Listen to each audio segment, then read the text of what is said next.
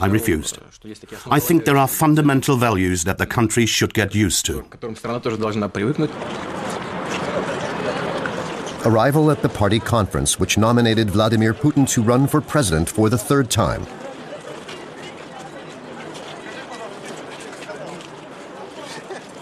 Some will vote, the others will clap. This coronation service has been scripted down to the last detail. The outgoing president, Dmitry Medvedev, waits with his successor, who's also his predecessor, for the signal to come on stage.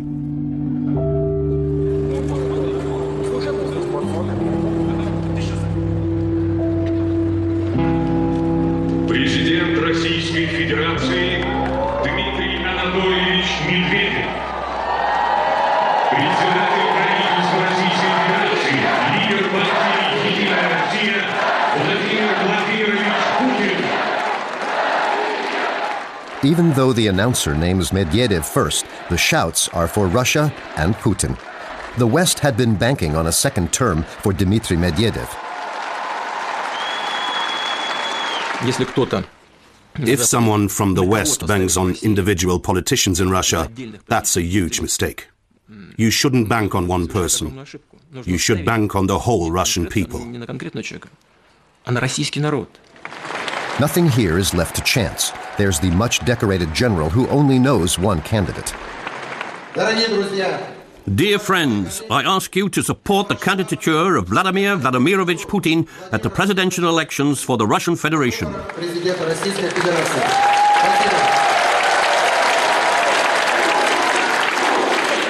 Then the dynamic young entrepreneur with the same request. And finally the woman and mother from the people.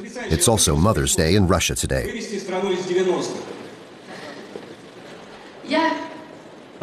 I support the candidacy of Vladimir Vladimirovich Putin for president of Russia because we mothers with lots of children and we mothers of adoptive families are putting our hope in him.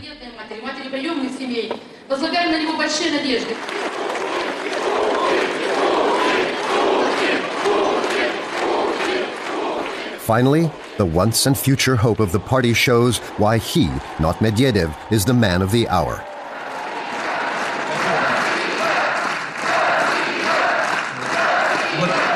If the people call out Russia and Medvedev and Putin, then that's good. But when they call out Russia, then everyone should be heard. So again, please.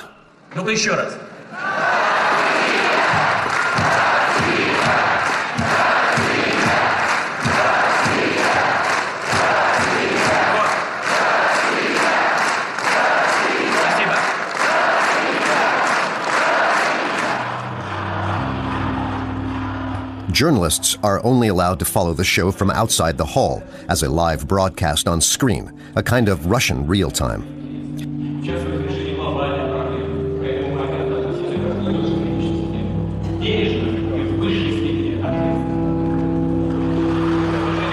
Inside, the national television station needs all the space for the nationwide broadcast, and journalists would only get in the way. The party will confirm the candidate with exactly 100% of the votes.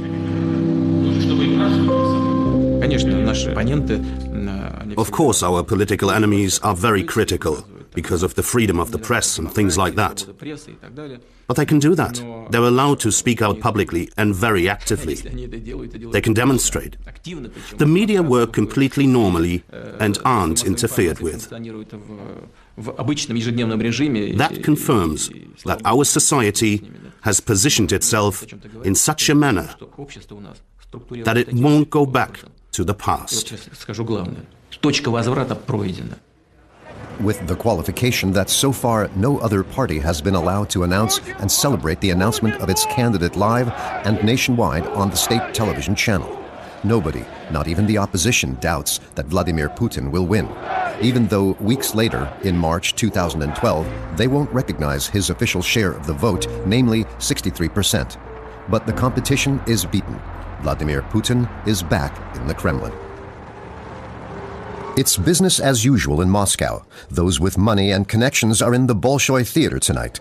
The Cathedral of Cultured Society is opening its doors again after a refurbishment lasting 6 years. It's the event in the social calendar.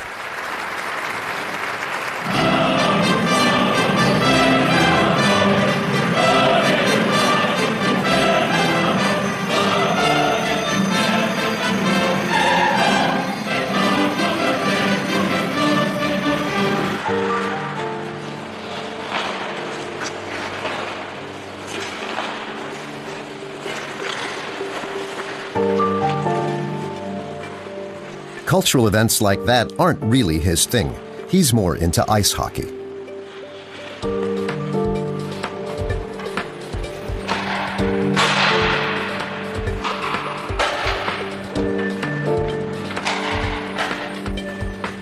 And because he was himself never really much good at pushing the puck around, he occasionally spends hours training alone in an empty suburban hall.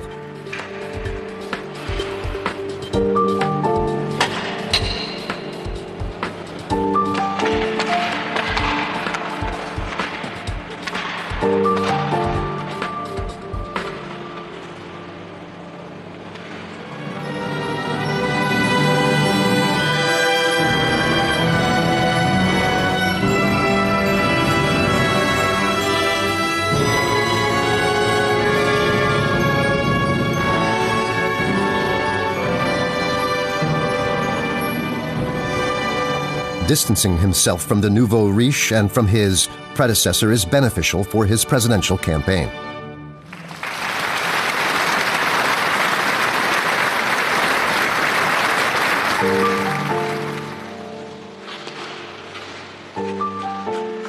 Ice hockey is a sport with a mass following in Russia.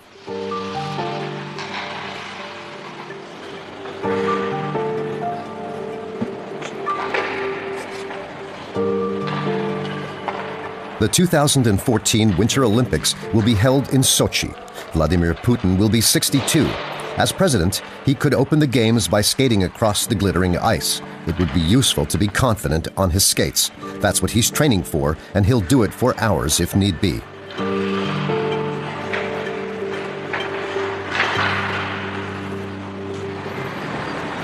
St. Petersburg, Russia's most important city after Moscow.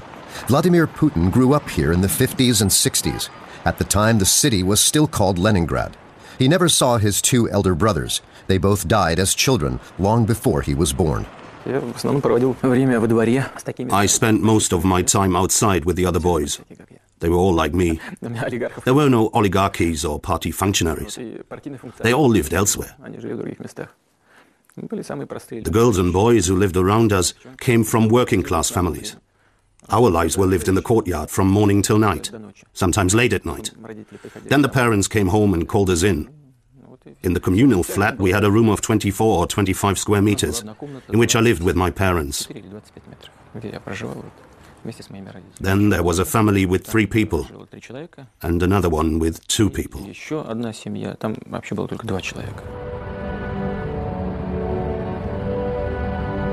Hardly any other city suffered as much during World War II.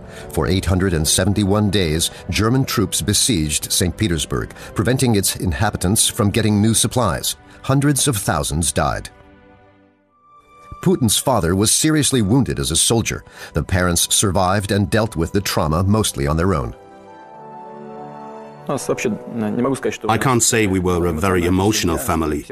We didn't talk to each other a lot. We all lived our own lives. We did get on well, and my parents stayed together their whole lives. Nevertheless, there weren't a lot of emotional issues, or heroic deeds, or great difficulties, or tragedies. They didn't like to talk about that sort of thing.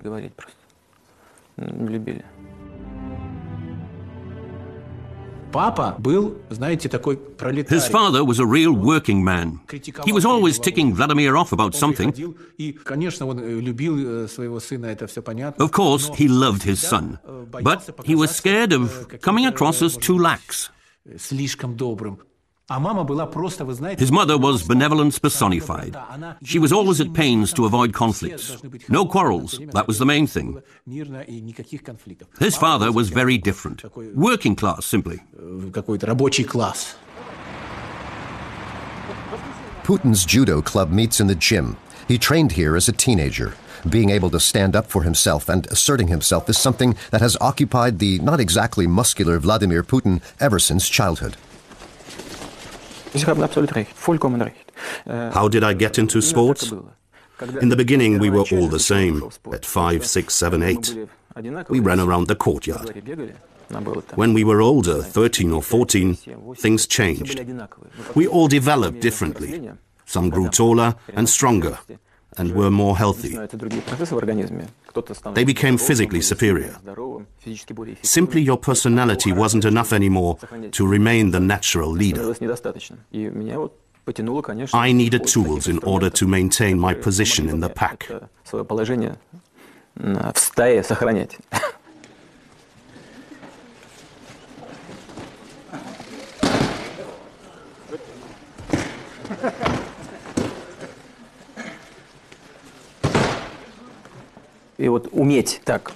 Give your best for victory and the result. Get the experience you need so you know how to act in such situations.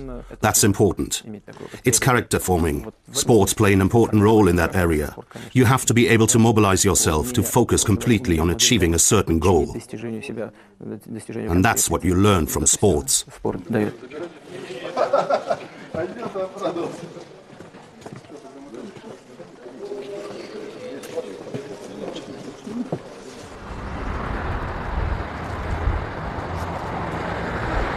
The White House in Moscow is the seat of the Prime Minister, arrival for the cabinet meeting.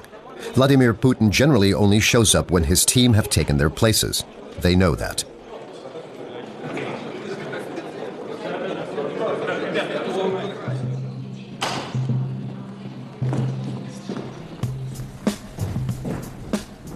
Anti-authoritarian child-rearing wasn't an educational concept in Soviet days, and things haven't changed much in modern Russia.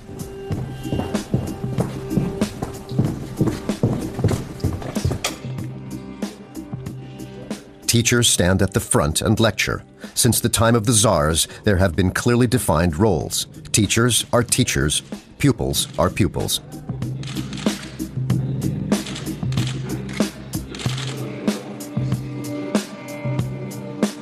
But to the annoyance of his advisors, teacher Vladimir Putin isn't a fan of hire and fire. He's very loyal to those he's chosen, so even unpopular ministers stand good chances of surviving. Putin's strength lies in being able to moderate between the interests of the various power centers.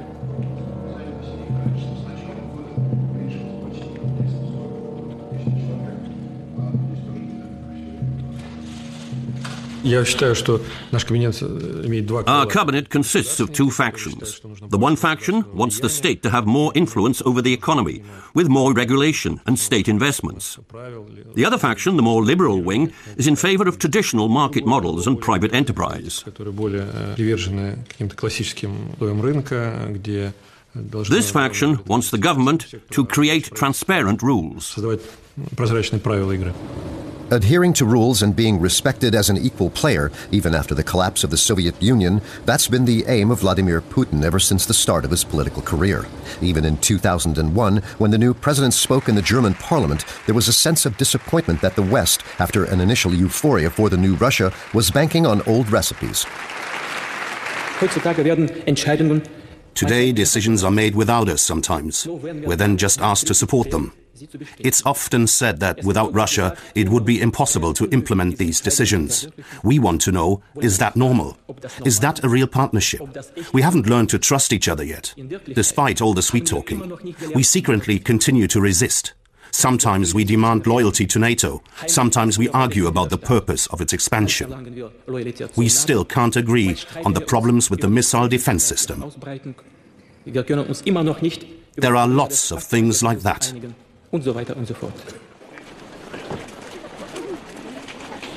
Since NATO has been setting up missiles close to the Russian border, Russia has been making a show of strength and rearming.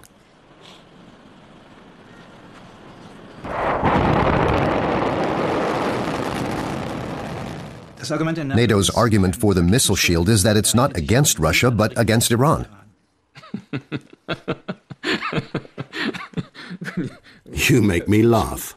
God bless you. That feels good at the end of the working day. I'll go home in a good mood now. Why are we worried? These radar systems and the defensive systems cover our territory all the way to the Ural region. They neutralize some of our land-based nuclear weapons, which is the foundation of our defensive potential. All the experts know this. Then you come along and say, don't worry, we're building this, but we're not going to use it against you. We're the good guys. Look into our honest eyes. Well, that's not how it works. And that's why I laughed.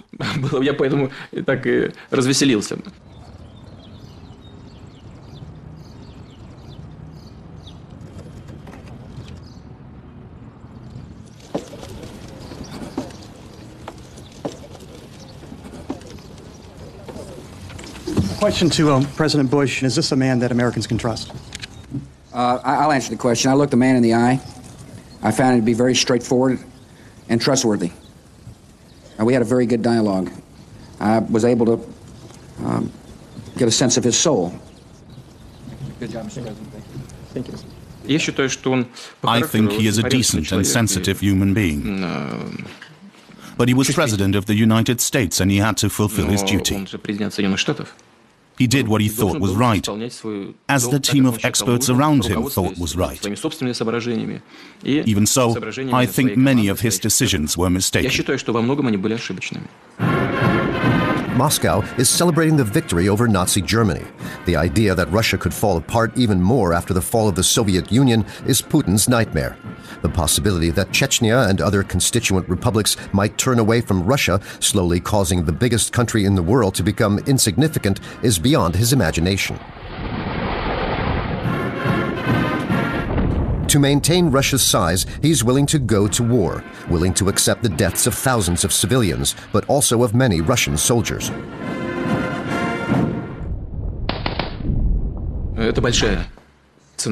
It was a high price, a very high price.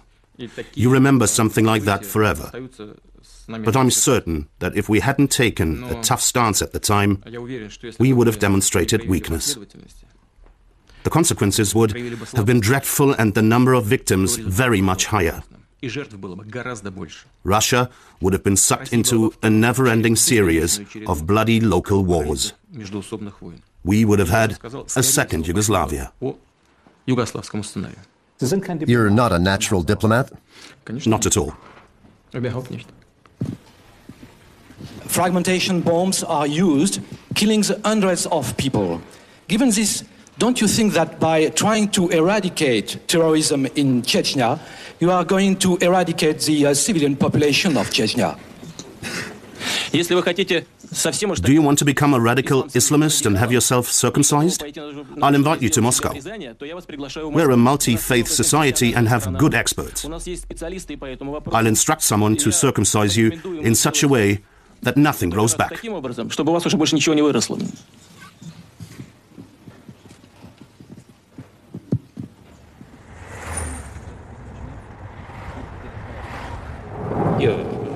I studied here. This is Leningrad University, now the University of St. Petersburg. I used to work in this building.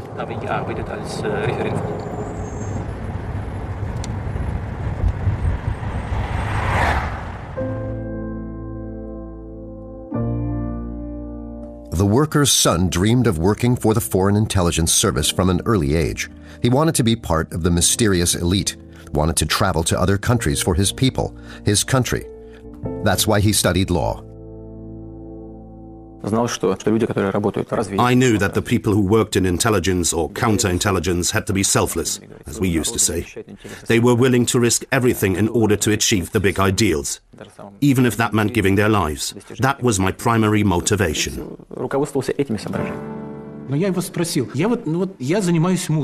said, I'm a musician. I play the cello and make music and know this field. What do you do in your job? I can imagine you ensure law and order. Or maybe you guard something or chase criminals. No, he said. I'm an expert in people, in human behavior. It was pointless asking him about his work. If someone insists on saying that he works for the Secret Service, he has no business working there. Did you tell your wife before you got married that you were an agent for the KGB? She didn't know for a long time. I told her later, of course. She needed to know who she was marrying, after all. While Putin was stationed in faraway Dresden for 5 years, the political landscape in Moscow was changing. New people were coming to the fore in the aging Politburo. It was the beginning of the end of the Soviet Empire. We didn't really sense what was going on. But then it would be difficult because it was a very closed society.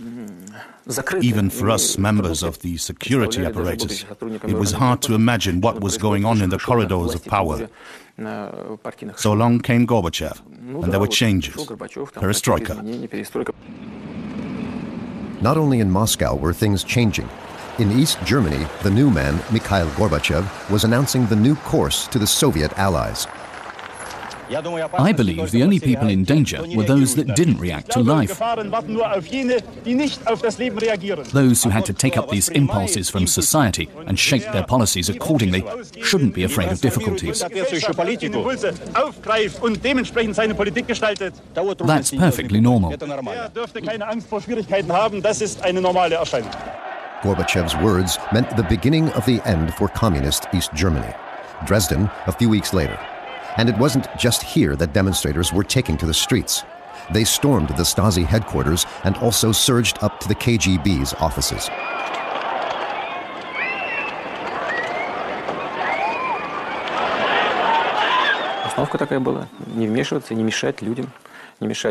Our instructions were as follows: not to intervene and not to prevent the citizens of the GDR from solving their internal problems themselves.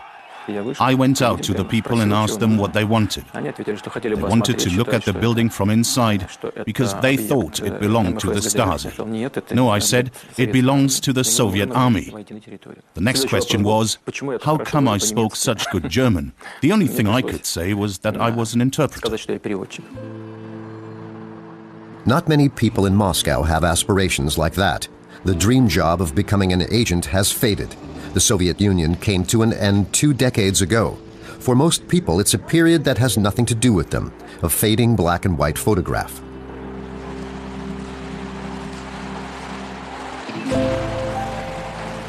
Putin's circumstances have also changed, but he can remember those days anytime he wants to.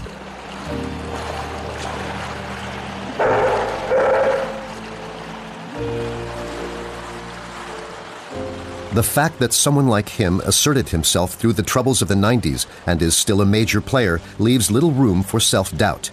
Putin has arrived. He refuses to admit defeat. Moscow and the protests aren't Russia, after all. The elections are won in the rural regions. Putin knows he'll never be suitable for Facebook.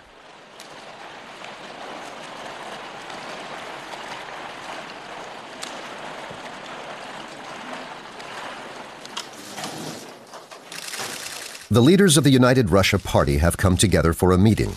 The party's mission can be described in 2 words: Vladimir Putin. Although he's their leader, he isn't a member, which is probably only possible in Russia. Today, the party leader is encouraging his team, referring to the recent successes. He also talks about what needs to be done. The situation's serious.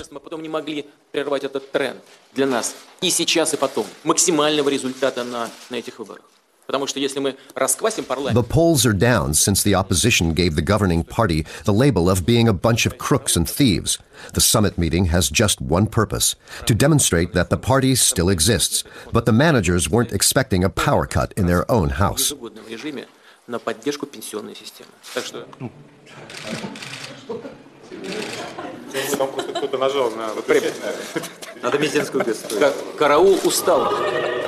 He was Vladimir Putin's biggest supporter, Boris Yeltsin, the combative president with democratic ambitions.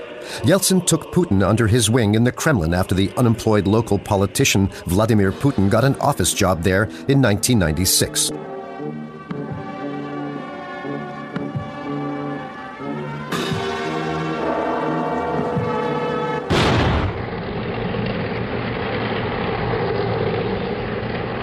August 1991.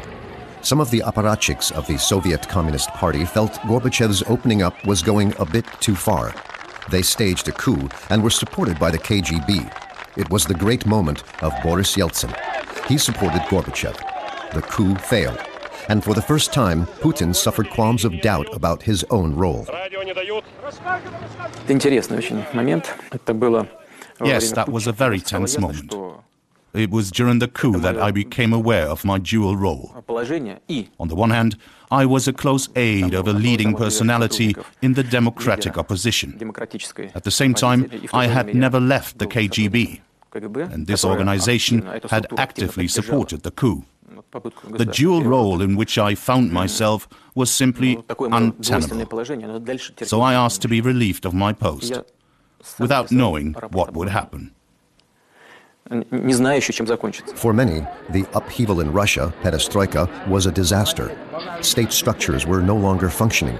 Many found it difficult just to stay alive.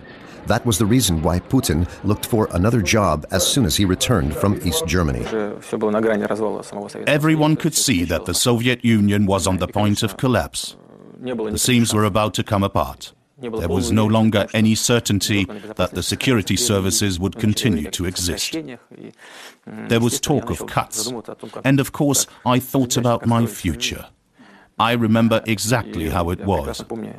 I had 2 children to feed. I thought, right, I have a training in a civilian profession. I had studied law. Putin obtained a leave of absence from the KGB and went to work at the university. Then he got an offer from his former law professor Anatoly Sobchak, who had since become mayor of St. Petersburg. He was also a supporter of perestroika and a friend of Yeltsin's. He suggested I join him. I listened to his proposal and said, I'd like to work for you, but it probably won't be possible. I'm not just assistant to the rector of the university, I'm also an officer of the Foreign Intelligence Branch of the KGB. Even so, Putin quickly made a new career for himself. He was soon deputy mayor of St. Petersburg.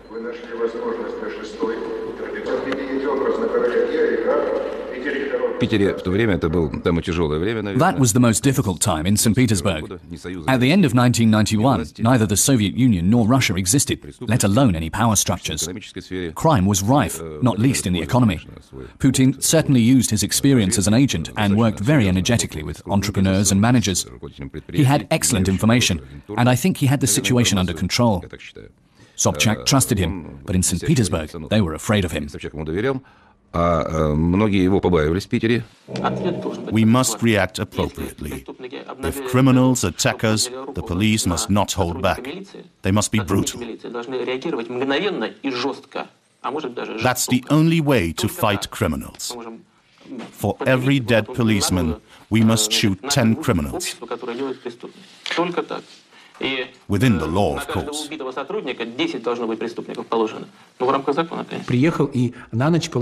We wanted to go to sleep, and I saw he had a rifle beside him. I asked what that was all about. He said, even if it doesn't really help in an emergency, I feel safer. He expected that because of his activities, he might be attacked any time, or that criminals might simply kill him. He reacted pragmatically. That's why he obtained this pump gun. In 1996, his mentor, Sobchak, lost the elections in St. Petersburg, and Putin was out of a job again. This time, he looked for one in the capital, Moscow. On the 1st of August 1996, I started working in the president's office when Yeltsin won the election. I knew that Putin was looking for a job, and I suggested we should both look into the possibility of his working in the president's office. Thanks to his efficiency, Putin quickly rose through the inner circle of power. Yeltsin's administration was shambolic. Putin soon became the head of the Federal Security Service, the secret service he'd quit years earlier in St. Petersburg. There weren't many people in power at the time who were stubborn and who could be tough. The situation was difficult, and that's why Putin was very much in demand. After he became the director of the Federal Security Service, his influence went up enormously. When Putin was made the head of the Federal Security Service, he called me and offered me a job with him. These were the final years of the Yeltsin era. In this meeting, it's important to make plans. Government by arbitrary appointment and alcohol level. You're not sitting correctly.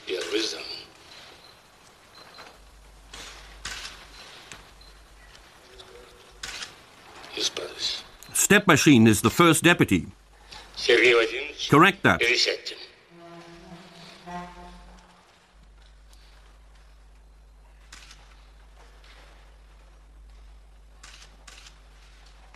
Change seats. Sergei Vadimovich Stepashin is the first deputy. A short while later, Stepashin became prime minister. 89 days later, Vladimir Putin replaced him.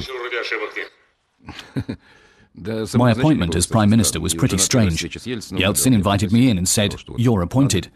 I just asked, why? He replied, "What has to be, has to be." Later, when I'd been in office 3 months, I realized what pressures I was under. Good afternoon. I shan't sit down because I won't be occupying this chair for very long. This morning I spoke to the president. He signed my dismissal notice. He thanked me for my work and fired me.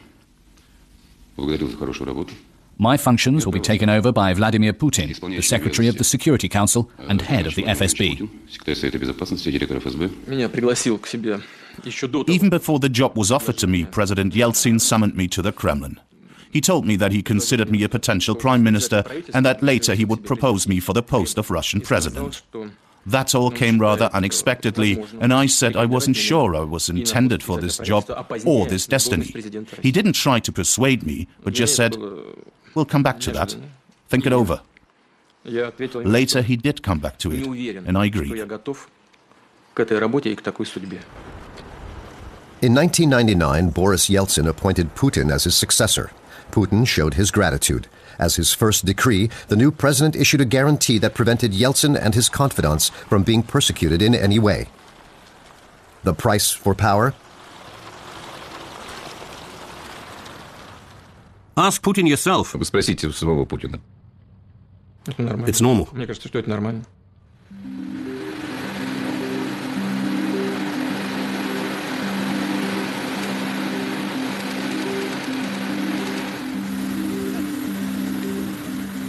Ever since then, Putin has been traveling the huge country of Russia tirelessly. He flies through the 9 time zones to personally make sure everything is as it should be, if necessary. It's a hopeless task for one person in such a large country.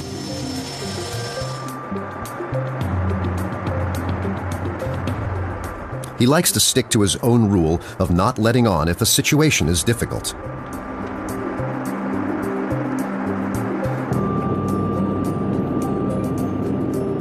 When Putin sits in front of wallpaper, he could take on the color of the paper in order to signal normalcy. He has to govern for the benefit of the country. One man, one mission. Putin only deals with all the other things when it becomes really necessary. There's no sense of crisis, and he doesn't talk about one either.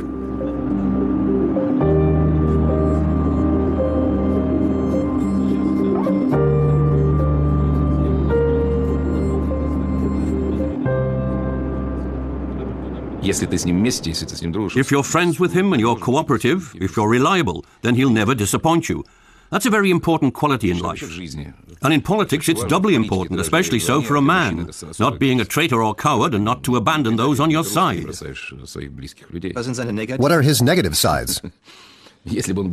I'd tell you, if he were retired, it's hard to change his mind.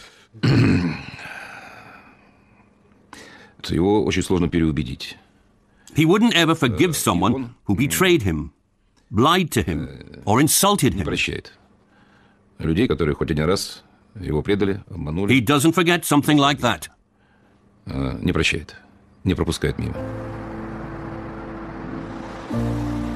It was the struggles of the 90s that shaped Putin when the state went bankrupt and a few super-rich plundered the country in a Wild West fashion. The situation was very difficult at the time, and the oligarchs you talked about had the absolute say. But that wasn't everything. The state was so weak, and so were its institutions. When I came to Moscow, that became even clearer. That triggered resistance in me. I just wanted to create order. Hardly in office, Putin invited the oligarchs to the Kremlin. The message was clear. They were to keep out of politics in the future. Yes, we made demands. I demanded that everyone follow the law. I said that this ruthless exploitation of Russia had to stop. Everyone got the message.